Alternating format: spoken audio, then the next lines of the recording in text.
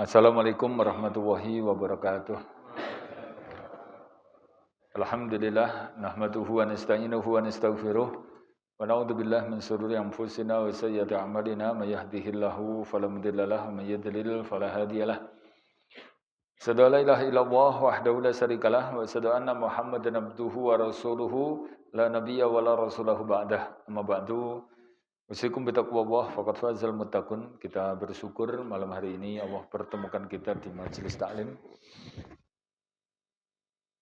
Orang yang hadir di majelis taklim ini tanda kalau dia suka dan cinta dengan ilmu. Kata Imam Nawawi, orang yang cinta dengan ilmu itu merupakan inti dari seluruh kebaikan. Beliau mengatakan aslu min jam'il khair hubbul ilmi wa aslu min jam'i syarr hubbud dunya. Pokok dari seluruh kebaikan di muka bumi ini adalah cinta ilmu, dan pokok dari seluruh keburukan kata beliau adalah cinta dunia. Dan ini keduanya kontradiktif. Orang yang begitu cinta dengan dunia, maka nanti dia akan meninggalkan ilmu. Dan orang yang begitu cinta dengan ilmu, dia akan qanaah dengan dunia. Maka etika ataupun adab orang yang mencari ilmu, itu hendaklah dia qanaah dengan dunia, supaya ilmu agamanya tidak kalah. Kita lihat orang yang rakus dan ambisi untuk ngejar dunia, itu biasanya nanti ngajinya telat, atau kalau nggak telat ya sholatnya jadi nggak ke masjid, atau misalnya bisa ngaji tapi masih banyak izin, nah intinya gitu ya. Maka kita betul-betul syukuri di malam hari ini, berarti tanda kalau Allah menghendaki kita jadi orang-orang yang baik. Yang kedua, salawat serta salam untuk junjungan kita Nabi Muhammad Sallallahu Alaihi Wasallam. Ikhwan fillah, di malam hari ini saya nukilkan satu hadis qudsi. Hadis qudsi itu hadis yang meriwayatkan langsung Rasulullah. Jadi ini semacam ayat yang tidak termaktub dalam Al-Quran. Ya. Jadi kalau hadis qudsi mayoritas itu sahih. Ada satu hadis qudsi yang terkenal, ya. Allah menjelaskan, diriwayatkan dari Rasulullah, ya ibnu Adam, khalaqtuka lil ibadah fala tal'ab. Wahai anak Adam, aku ciptakan kalian untuk ibadah, maka jangan main-main. Wa qasamtu laka rizquka fala ta'tab. Kemudian aku sudah bagi rezekimu, maka enggak usah capek-capek. Wa ju'ilati syaitanu laka aduwan wa la tattabi'. Dan aku jadikan setan bagi kalian itu musuh, maka jangan diikuti. Ini ada 3 poin yang disampaikan ya di hadis ini tentang rumus-rumus untuk kita menjalani hidup biar enak, tentrem, bahagia. Apa? Yang pertama, di sini disebutkan, ya ibnu Adam, wahai anak Adam, khalaqtuka lil ibadah. Aku ciptakan kalian itu hanya untuk ibadah. Fala tal'ab, maka jangan main-main. Maksudnya kita jangan lupa hidupnya cuman menjalani kebiasaan kayak orang main-main, rakang gawe, dolan-dolan, ngelencer-ngelencer. Kemudian mangan-mangan, seneng-seneng. Senengane nuruti hobi, hobinya dolan rono rene, tidur, berburu, apalagi mancing. Kemudian nuruti hobi sampai lupa dia nggak sholat, nggak ibadah, cuma nuruti hobi kebiasaan gitu. Nanti ngantuk tidur, bangun tidur, dolan lagi. Yang senengane piknik, ya piknik, rono rene, mana-mana wisata, healing-healing terus. Sampai dia nggak paham hidupnya itu mau ngapain. Dia cuma jalani rutinitas itu, pokoknya hidup nanti sampai mati terus selesai. Padahal ya dia diciptakan bukan untuk itu. Allah ciptakan dia di dunia ini untuk mencari modal menghadap Allah Ta'ala di akhirat. Makanya Allah mengatakan, wa ma khalaqtul jinna wal insa illa liya'budun.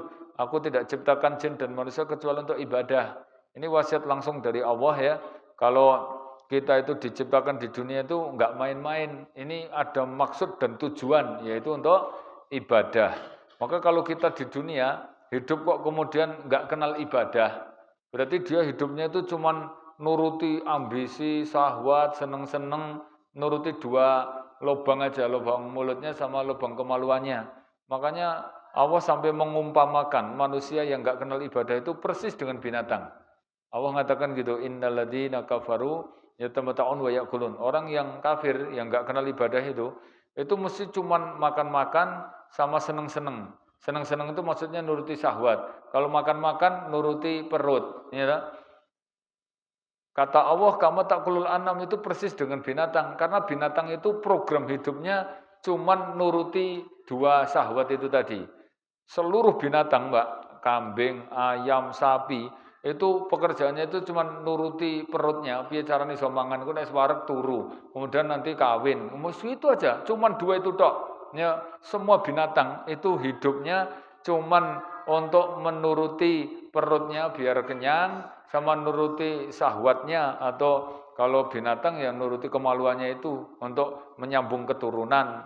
Lah kalau manusia dia nggak kenal ibadah, itu sama Allah itu disamakan dengan orang yang sama dengan binatang yang programnya sama, hanya nuruti dua itu. Coba antum lihat, orang kalau nggak kenal ibadah, orang kafir gitu aja wis, itulah hidupnya itu cuman kalau nggak nuruti perutnya, piye carane ngoleksi, golek duit, nggo mangan, golek duit, nggo seneng-seneng, golek duit, nggo nuruti hawa nafsu, itu tok. Sampai tua ngerti-ngerti mati nanti. Lah hidup kok cuman kayak gitu itu, apa bedanya dengan binatang-binatang ini? Maka Allah mengatakan fala tal'ab. Kamu ya jangan lupa, jangan cuman main-main di dunia ini. Allah mengatakan afa hasiban nas ana khalaqnakum abasan wa innahum wa annakum ilaina la tub'asun. Apakah manusia itu ngira diciptakan cuman main-main dan dia tidak dibangkitkan? Ini ayat ini turun berkaitan dengan ada orang yang di zaman Nabi itu berburu saja gitu ya, sahabat yang dia itu kemudian cuma senang nanti berburu dapat buruannya dimakan terus tidur bangun tidur berburu lagi gitu. Kemudian disampaikan ayat ini, turun ayat itu, apa manusia itu hidupnya cuma main-main kayak ngono ki, berburu kowe entuk dipangan, bariku turu sesuk berburu meneh ngono ki. Sama kalau orang kerjaan dunia mungkin kerjaannya sama. Yang satu tani misalnya yang tani nanti panen, kemudian habis panen dinikmati turu tangi turu, pokoknya ngurusi tegalan gitu terus sampai mati. Sampai turun ayat ini, apakah manusia itu ngira hidupnya itu cuma main-main kayak gitu terus? Guru ngono-ngono kuwi ae rutinitasnya. Ya toh, ora nek gantine. Wis pokoke esuk ya golek duit, nanti dapat duit, dinikmati duitnya, ngasih stres ya toh. Golek duit ngasih stres, bacan entuk duit ya nggo ngilangke stres, kemudian akhirnya piknik-piknik. Akhirnya bahasan piknik nuruti hawa nafsu, duitnya entek. Akhirnya stres meneh, golek meneh, ngono kuwi terus. Nggo ngilangke stres piknik, bahasan duitnya entek, stres meneh, golek meneh ben ra stres. Akhirnya bahasan entuk duit, ya toh, ngasih golek duit ngasih stres meneh. Jadi hidupnya cuma kayak gitu itu terus. Makanya Allah mengingatkan kita, ya jangan lupa kita hidup itu mau ngapain. Maka para dai, para ustadz ini punya kewajiban untuk menjelaskan salah satunya apa? Jelaskan tentang untuk apa kita hidup. Kata Syekh Abdul Hazam, seluruh ulama, dai, ustadz, mubalek, ya ketika Islam tidak tegak kayak gini nih, wajib hukumnya untuk menjelaskan kepada manusia tentang 4 hal. Pertama menjelaskan tentang tauhid syirik, karena itu penentu surga dan neraka kita. Yang kedua menjelaskan tentang mau ngapain kita hidup itu, ya untuk ibadah ini berarti kan. Yang ketiga menjelaskan tentang masalah iman dan kufur, itu ya. Karena ini harganya sangat mahal. Sama yang keempat menjelaskan tentang siapa musuh yang harus dibenci dan siapa saudara yang harus dibela. Ini kewajiban para dai jelaskan itu. Karena kita kalau nggak dijelaskan sok-sok ya lali kok jane arep ngopo ngono urip kuwi. Kalau ngerti tangga kula nika sik ora kenal ibadah, belas ora kenal ibadah. Ngono ki ya uripe kaya udu menungso, nggur ngono kuwi ae. Kedek ben. Bahasan wis tuwek ngene nggur apa maghrib-maghrib ndolongo apa nang emper ngomah ngono ki. Mungkin nek ora kenal ibadah ya sunggur kayak gitu aja. Terus nunggu apa gitu aku yang bingung kayak gitu itu. Masya Allah. Kayak bukan manusia memang. Makanya ya kita ingatkan hidup kita ini untuk ibadah. Andai kata bukan karena ibadah ini, Pak, Allah nggak ciptakan bumi, nggak ciptakan langit, nggak ciptakan apapun loh. Kenapa ada bumi, ada langit, ada air, ada hujan, ada semua fasilitas komplit ini? Ini tujuannya biar antum bisa ibadah. Coba antum lihat, ibadah butuh air. Allah ciptakan hujan, air itu sehingga kita bisa wudhu. Ibadah itu butuh pakaian untuk nutup aurat. Karena kalau sholat ibadah kok auratnya kebuka tertolak. Allah ciptakan pakaian, dari urutannya dari ulatnya, dari kainnya, dari benangnya, semuanya Allah yang menyiapkan. Ya, no? Terus apalagi ibadah itu butuh nutrisi biar fisik kita kuat. Allah ciptakan seluruh makanan di muka bumi. Ayatnya apa? Kulu minat thayyibat wa'malu sholihat. Silahkan makan semua makanan yang aku ciptakan di muka bumi, terus habis itu beramal solehlah. Kita ngerti lagi, ibadah itu butuh kendaraan. Misalnya pengajian butuh kendaraan, jihad butuh kendaraan, amal soleh apapun butuh kendaraan. Allah ciptakan itu kendaraan sampai binatang-binatang ditundukkan oleh Allah Ta'ala supaya kita bisa beribadah. Nah, kita itu kemudian malah nyalahgunakan ini coba. Banyu yang nggo siblon tok, nyata panganan ya sekedar biar seneng-seneng jadi kuliner ngono tok. Pakaian yang nggo gaya-gayanan tok orang nggo ibadah. Ya, kemudian diciptakan kendaraan malah nggo maksiat, ngelancarke maksiat, nggo turut nggon-nggon sik dilarang karena di kendaraan itu berarti menyalahgunakan penciptaan itu, Pak. Makanya nggih nomor 1 ini wasiat langsung dari Allah lewat hadis qudsi. Allah ciptakan kalian itu untuk ibadah, jangan lupa, ya kan? Aja main-main. Enggak usah bingung masalah rezeki karena semua ibadah ini nanti sambungannya dengan rezeki. Pokoknya biar ingat-ingat terus ya. Dunia ini tempat untuk golek sangu beribadah, nyimpen amal soleh sebanyak-banyaknya untuk akhirat. Allah mengatakan ya ayyuhalladzina amanu taqullaha wal tandur nafsum ma qaddamat ligot. Wahai manusia, hendaklah kamu bertakwa dan kamu kumpulkan amal soleh, kamu cek kira-kira cukup apa enggak untuk hari yang akan datang, yaitu hari kiamat. Itu kan berarti tugas kita di dunia kon ngibadah, golek sangu untuk bekal nanti menghadap Allah SWT. Ini masalahnya antum mesti ketemu Allah. Orang duwe sangu terus piye itu? Masa mlebu kuburan orang nggo sangu. Orang duwe modal itu jelas rekoso itu. Padahal mesti loh, Pak. Kita itu pasti masuk alam kubur.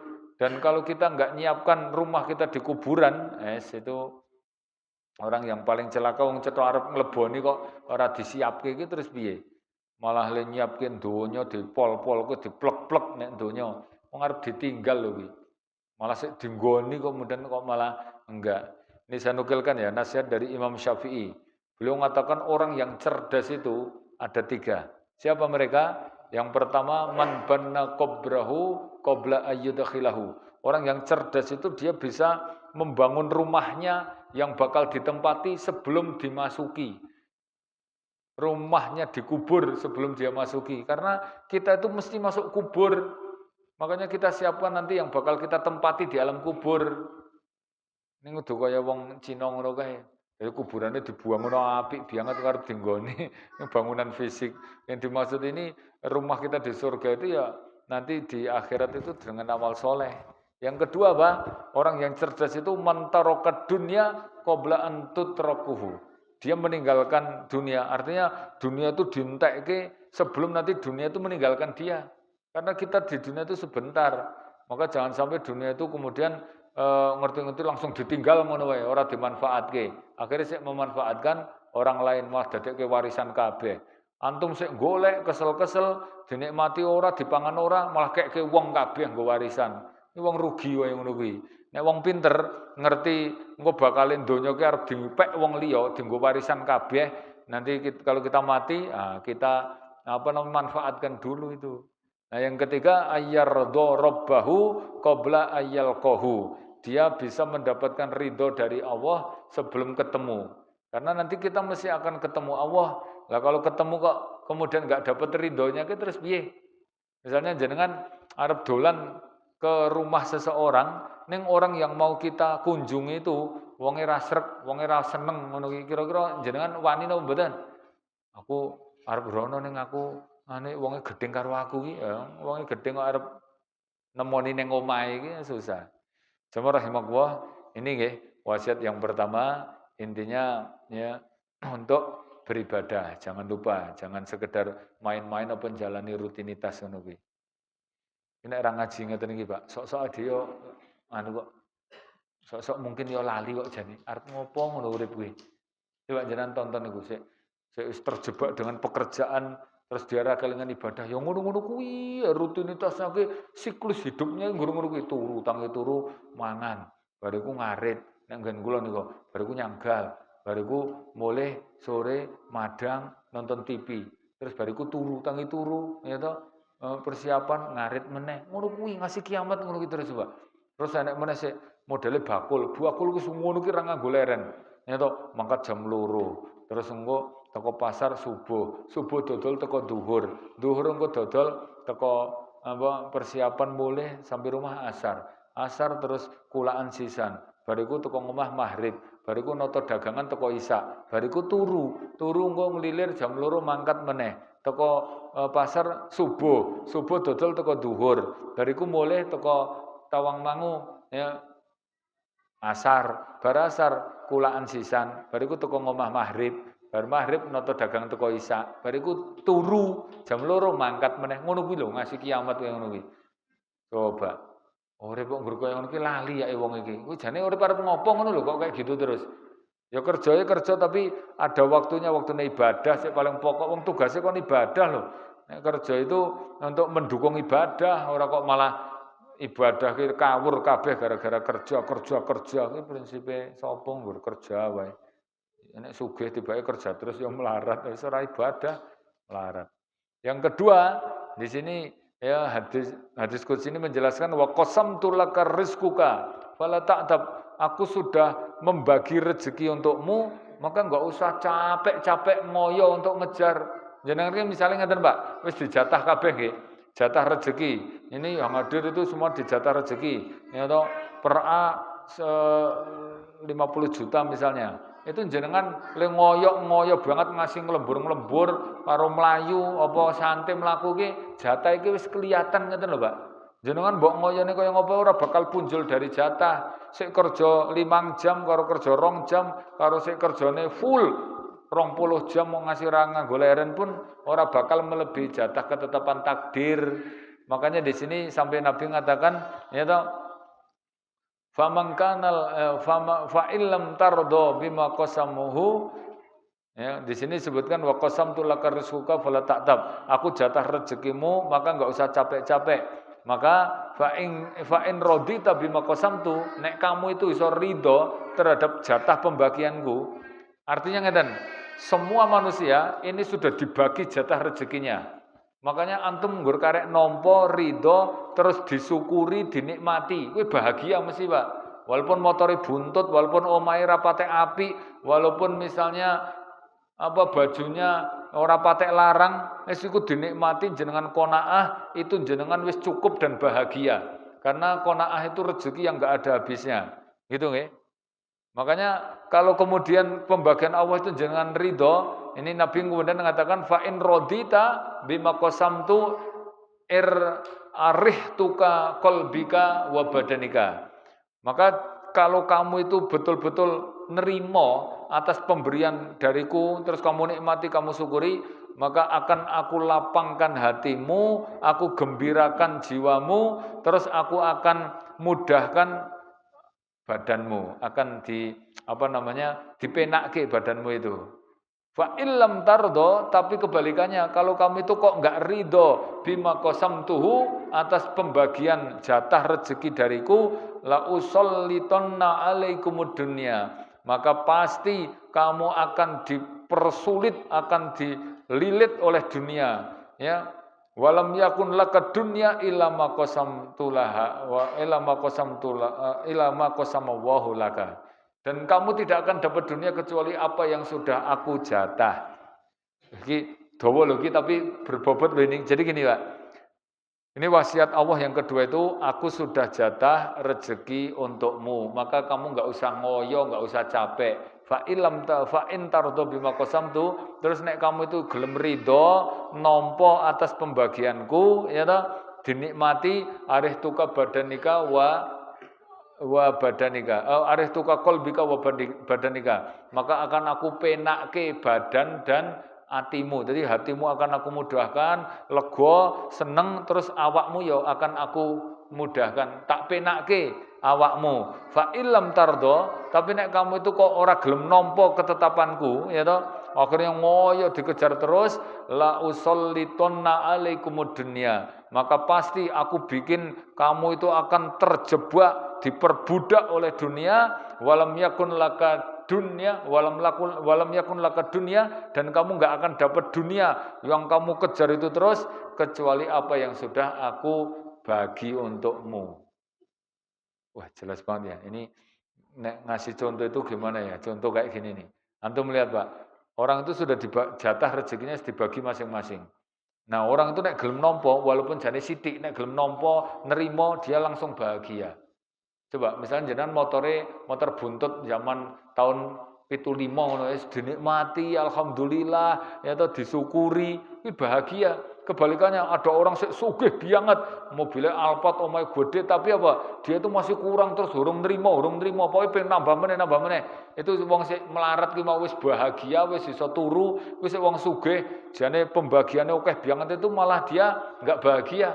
Makanya antum itu enggak usah kepingin sama hartanya orang kaya yang dia itu enggak pernah puas, dia tuh malah tambah tersiksa dan melarat. Makanya ada nasihat dari Sufyan Ats-Tsauri gini, Pak. Al-harisu bidunya fakir, al-harisun fakirun. Orang yang rakus terus kepada dunia, dia enggak pernah nerimo atas pembagian Allah itu, ya. Fakirun, dia malah tambah melarat. Mungkin duitnya oke, neng tambah kurang.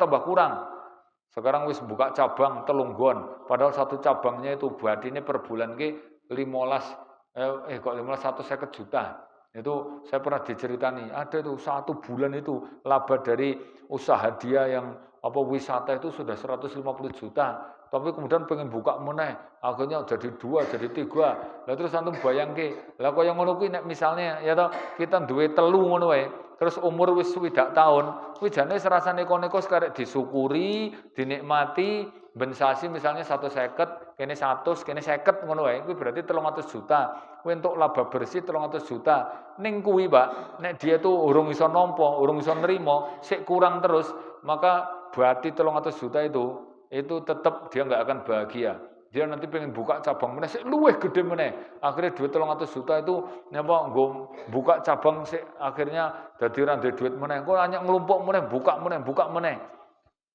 Mungkin bayangan kita kok nek wis duwe cabang 10 wis sugih banget wis leren, tibake ora. Bahasan 10 ngono kuwi dia mungkin targetnya engko nek iso 10 ngono wis leren aku sugih banget masalah iki. Ternyata bahasan 10 targetnya nek iso aja nggur 10 kuwi kudune ngasih 100. Nah terus teko kapan kaya ngono kuwi lerene kuwi, Pak? Dituruti terus kira nek lerene lho kuwi. Saya pernah ngobrol sama Pak Kusnadi namanya dia, dulu takmir masjid mana itu Sragen yang sugih banget itu loh, dia punya usaha ayam geprek. Cabangnya sampai 40 itu di mana-mana lah ya. Itu yang takmir terkenal di Masjid Al-Falah itu loh, Pak. Masjid yang makmur itu ya. Itu dia cerita ngerasa ke dadi wong sugih iki mbasan wis orang buka cabang. Dulu pas dia duwe duit ngono ki buka cabang meneh nyak nglumpuk buka cabang meneh. Engko tuku lemah meneh dibangun meneh, terus kok duwite entek meneh. Bariku wis anyek duwite pulih, ya tuku lemah meneh, bangun meneh, dibuka cabang meneh, bayar karyawan meneh, entek meneh. Bariku ya buka bahkan pernah, Pak. Ya iku kene rung dadi buka cabang meneh. Jadi selama uripe buka cabang terus kuwi jane duwite akeh banget, tapi dia ora pernah rumangsa duwe duit. Karena nggak saben duit kok nggo nyetori kono. Akhirnya mbasan umur tua itu kemudian dia baru sadar. Iki teko kapan iki nek dituruti iki terus kapan lerene kaya ngene iki. Akhirnya dia mikir utangnya sekian puluh miliar toh. Ki lemah sik nang Bali, lemah sik wis kadung dituku, nyata kudu nyicil per bulan kayak gitu. Jadi batine kok usaha iki dilumpukke nggo nyetor iki, batine kene nggo nyetor iki. Dadi duit urung muter wae dhek mah ora pernah nyekel. Akhirnya dia kemudian mikir-mikir pokoknya aku pengen penak uripe. Akhirnya ya lemah sik wis dituku mau didol meneh. Wis nggo nutup utange 3 miliar. Mau lemah kono, lemah telu didol kabeh. Akhirnya mbesan didol kabeh, Pak. Nyeto itu lunas utange. Mbesan lunas wis aku ora buka cabang. Wis pokoke kae jumlahe 30 40. Ngono kan wis tuku lemah arep buka meneh to. Itu wis 40 wis cukup lah ngono kuwi. Akhirnya mbesan 40 cukup ora tuku meneh. Itu dari 40 nggon itu dia membayangkan tiap hari rata-rata. Itu digawe paling sithik ya toh. Paling sithik badine sehari 1 juta aja. Itu dia cerita berarti bendina 40 juta iki. Berarti nek sesasi 40 ping 30 ki nganu 1,2 miliar. Jadi dia kaget itu. Ki 1 bulan rata cukup labane. Ngerti-ngerti mak glodak duitnya 1 miliar lebih. Iki badine tok iki. Sing penting dinikmati ya toh. Aja ngoyo itu. Wah, itu mesti bahagia itu. Yang penting dinikmati ya toh. Disyukuri. Ora patek ngoyo wis jadi kaya raya. Apalagi dia memang wis sugih kemudian zuhud. Alhamdulillah rahimahullah. Saya perlu sampaikan dulu jadi gini Pak. Kaitan dengan konsep ini, Allah itu ngasih tahu. Dunia itu sebetulnya sesuatu yang hina, yang itu kalau kita muliakan, dia malah menghinakan kita. Contoh ya, orang itu kalau dikejar, diburu, digolei, ditunggoni, berarti dia orang penting. Gitu. Contoh misalnya ada dosen, itu digolei, diburu, ditunggoni sama mahasiswa. Berarti dosen ki wong penting ngono lho, karena diburu terus digoleki terus ditunggoni terus. Berarti sik nunggoni, sik buru ki berarti dia lebih rendah. Mahasiswa berarti lebih rendah kan itu contoh. Lah sama kalau kita tuh kok ambisi terus buru dunia terus, berarti dunia tuh seakan-akan menjadi perkara yang sangat penting banget bagi kita. Ya akhirnya kita terhina terus dan kurang terus. Tapi kalau Nabi ngasih tahu, nek antum itu enggak usah terlalu ngoyo buru dunia, tapi antum buru akhirat. Nanti dunia itu yang akan ngejar-ngejar kita. Ya.